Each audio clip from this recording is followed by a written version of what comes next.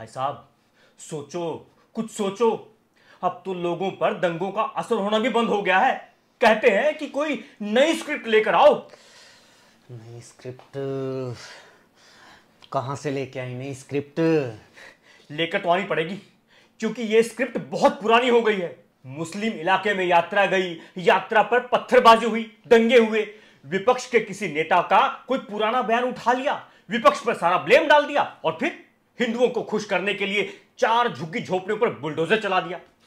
पिछले 3-4 साल से एक ही स्क्रिप्ट चल रही है। बात तो सही है यार।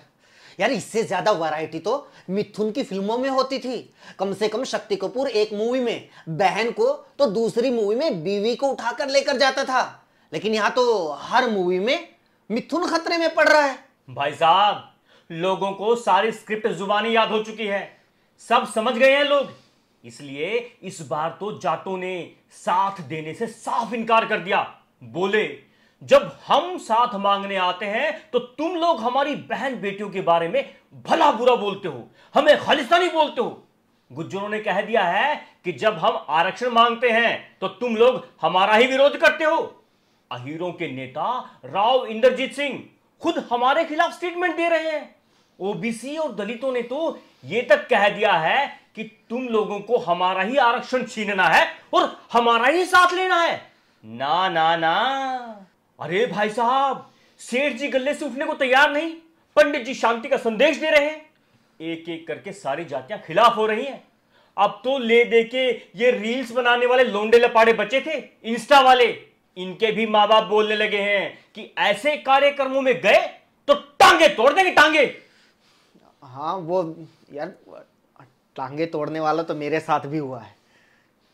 यार लोग भी क्या करें भाई साहब, धर्म को खतरे से बाहर निकालने के लिए 2 बार सेंटर में 2 बार स्टेट में हमारी पार्टी को वोट कर चुके हैं, और अब मुख्यमंत्री खट्टर साहब खुद कह रहे हैं कि हम सबकी सुरक्षा नहीं कर सकती। अबे यार किसका नाम ले दिया यार। ये देखो, मोदी जी के ना सारी गलतियों को हम लोग डिफेंड कर सकते हैं, सिर पे ले सकते हैं, लेकिन खट्टर जैसे आदमी को सीएम बनाने की गलती को तो हम लोग भी सपोर्ट नहीं करते यार। उनको वोट देकर तो हम खुद पछता रहे हैं। लेकिन भाई साहब, बात बाकी स्टेट की भी है। लोग तो अब कहने लगे हैं कि जब से हमारी सरकार बनी है, धर्म पर असली खतरा तो तब आया है। लोगों को काम धंधे छुड़वा कर धर्म बचाने में लगा दिया है। बताओ, हम लोगों को वोट देने से क्या फर्क पड़ा है? नहीं, ऐसी बात नहीं है भाई साहब। देखो, फर्क बहुत बड़ा है, समझने वाली बात है। दूसरे धर्म वालों की अब हिम्मत नहीं है कुछ बोलने की, और हम लोग जब चाहे जिस शहर में चाहे जुलूस निकाल कर कहीं भी रैली करके बोल सकते हैं, नारे लगा सकते हैं कि फलाने धर्म वालों ये शहर खाली करो, ये देश छोड़कर भाग जाओ। बताओ, क्या दूसरे धर्म के लोगों में हिम्मत है ऐसा करने की? हम लोग हर जुलूस में मस्जिद के बाहर जाकर डीजे बजाकर नाच सकते हैं, कुछ भी नारे लगा सकते हैं। क्या दूसरे धर्म के लोगों में हिम्मत है कि वो हमारे मंदिरों के बाहर आकर डीजे बजाकर हुड़दंग करे?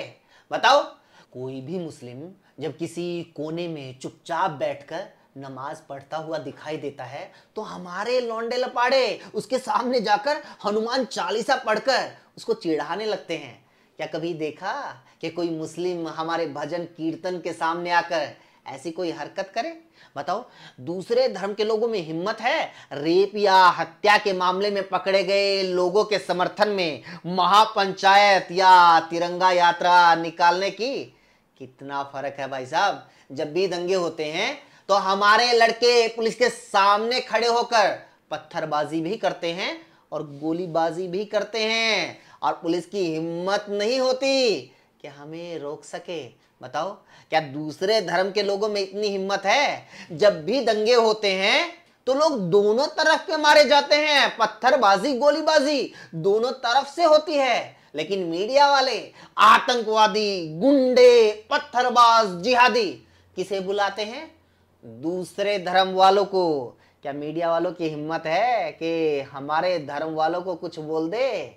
भाई साहब, ये फर्क है, ये बात है समझने की, और ये बात है लोगों को समझाने की। जाके समझाओ, तब देखना कैसे लोगों की सोच बदलती है, कैसे माहौल बदलता है, कैसे लोग अपने बच्चों के हाथों से किताबें छुड़वाकर उनके हाथों में खुद हथियार देते हैं।